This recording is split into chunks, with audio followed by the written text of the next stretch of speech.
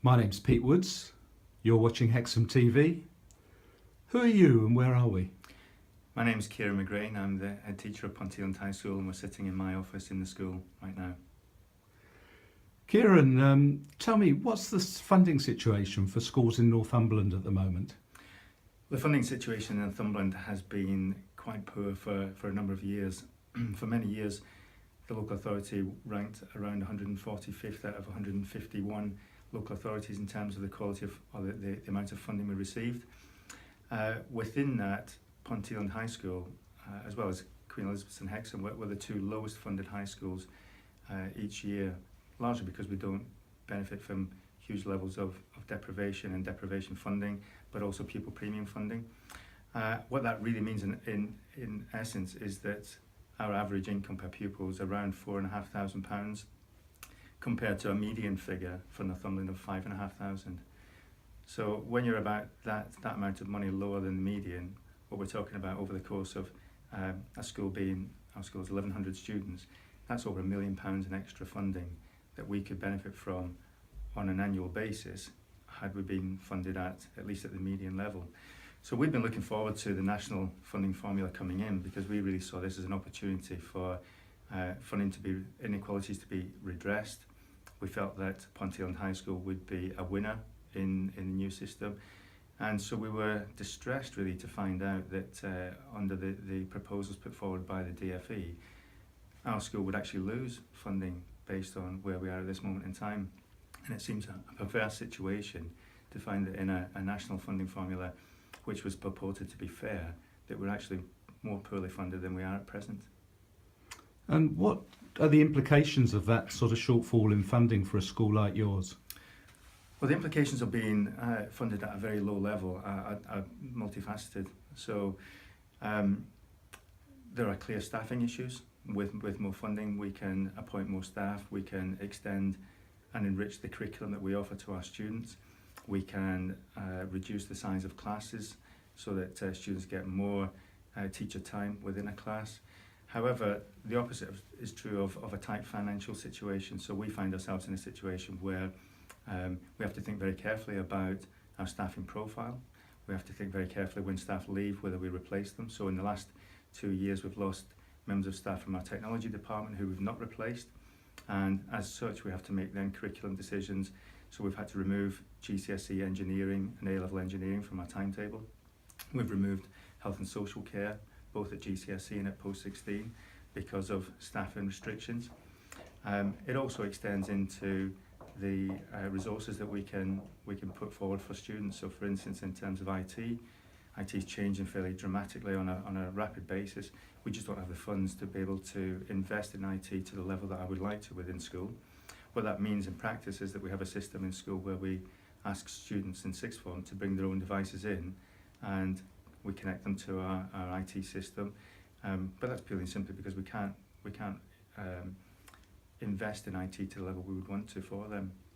It also means things like moving away from using Microsoft licenses for our IT, moving to free platforms such as Google Education as a cost-saving measure. It's actually a very good solution, but at the same time it's cost-driven rather than a free choice.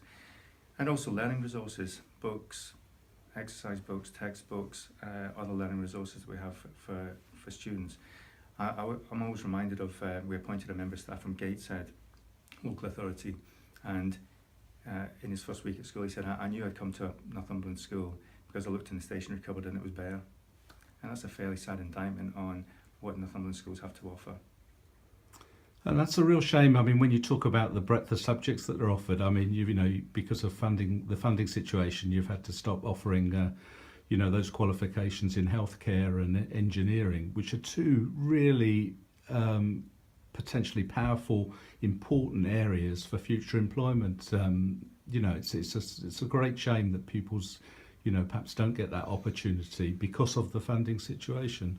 Yeah, but it's even more stark for us in some ways that for some students, engineering or health and social care might be the driving force for them. That might be the one subject that they really want to pursue as a career.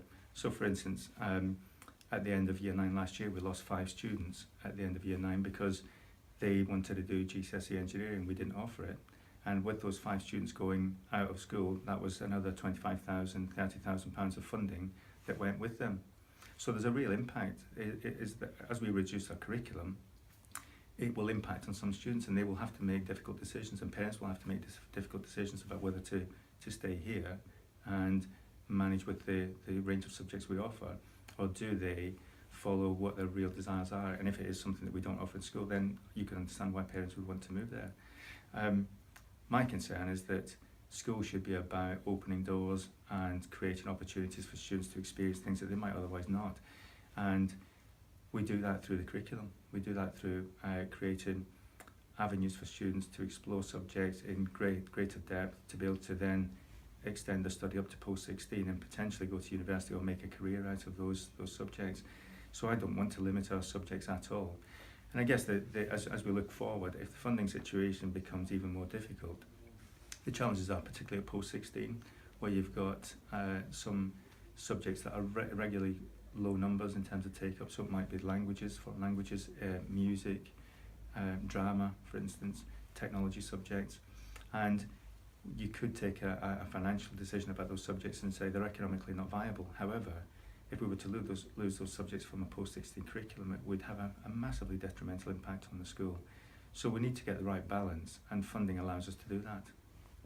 And we're here talking to each other on budget day, Kieran, and there's talk about the government putting a lot of money into new free schools, which potentially are selective, and also introducing something called T-levels has been talked about for a technical qualification. What are your views about both of those?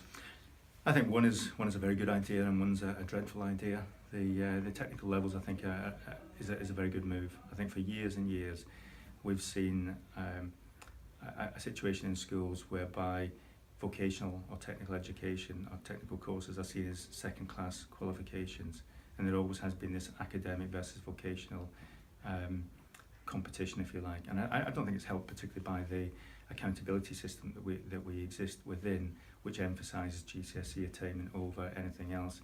Probably over the last few years, the introduction of the English Baccalaureate and promoting this idea of highly academic subjects as being the way that schools should move has clearly had a detrimental impact on the perception of both parents and students of technical qualifications. However, those qualifications are hugely beneficial to the right students, and we feel in our school that when it comes to students choosing GCSE or Key Stage 4 subjects, we want to provide choice. So we don't have option blocks as such. We have a range of subjects, and students can choose 3. Now, if students wish to choose 3 technical awards, then that's absolutely fine. And I think that's what we should be doing within school. But there's a lot of work to be done to try and match up the academic with the vocational, so that they're both seen as equally important and valid and worthy. I think the decision to invest heavily in free schools is a real shame. I think that money could be put to much better use. It's fairly clear nationally that a number of free schools are opening in places where there is already no absolute need for them in terms of places, so that they're not serving a particular purpose. They tend to be seen as, I would suggest, probably hobby horses for interested parties, parents, and so on. And I think the move towards grammar schools is a really poor move as well. I think Kent is one of the areas in the country where there's a strong grammar presence, but it's not had a hugely positive impact on standards across the whole of that county. What you've got within Kent is probably a very clear 2-tier system of education with the haves and the have-nots, and surely in this day and age that's not something that we're trying to move towards. And we're very fortunate here within Ponteland that we have a fantastic student body who are engaged and motivated and in the most very able, but it's a truly comprehensive intake, and I think our students benefit from being part of a comprehensive intake and being exposed to a range of different views and different individuals, and I think that helps them as they grow as young people and become the young adults that we want them to be. And I think they would have a massively reduced experience in school if we took the top 30% of our school and that was their school and that was their school experience. I don't think that's going to serve them well moving into adult life. And there's been speculation also about some funding for school infrastructure and supporting schools with the buildings and repairs that need to be done. I mean, for a school like Ponteland High School, would that sort of funding be useful? What's the current situation with funding for that? Yeah, schools have always had a separate budget called devolved formula capital, and we've been able to use that funding for investing in the site, and also we could use it for investing in IT. I arrived at the school here in September 2012, and the funding, the level of funding we had for the devolved formula capital was around about £150,000 per year. But because of austerity, that was one of the key areas that the government cut very, very quickly, and it was an 80% cut. We actually receive each year now, and have done in my time here, about £22,000 per year, and that's to cover all investment in the school side, to address any capital works that need to be done, and also to be able to possibly use for investing in IT. And you can imagine in a school, it probably takes, if you wanted to completely renovate a science lab, and we've got very old science labs that are 40 years old, if we wanted to renovate one and bring it up to the standard we expect nowadays, it's going to cost you £50,000 alone. And yet it would take us 2 years of all of our funding to accomplish that. So there's a desperate need to invest in school stock. The situation with us is that we're currently in the process of the local authority identifying a site and rebuilding an 11 to 18 school with a primary school on site. It's one of the few local authorities I'm aware of that are investing in school stock, and it's very welcome. I think it's fantastic. Our students deserve much better environments to come to school in and study in.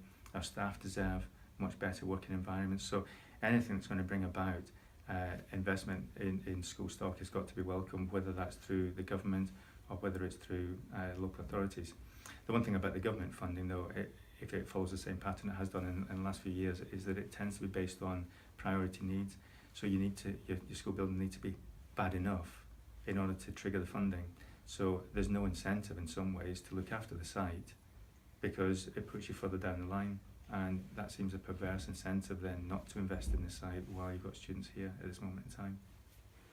Kieran, if there was one change that you could say to the government now that would be helpful to you and head teachers in your position in Northumberland and elsewhere, what do you think the government could do that would really make your job and the job of teachers at schools like this easier?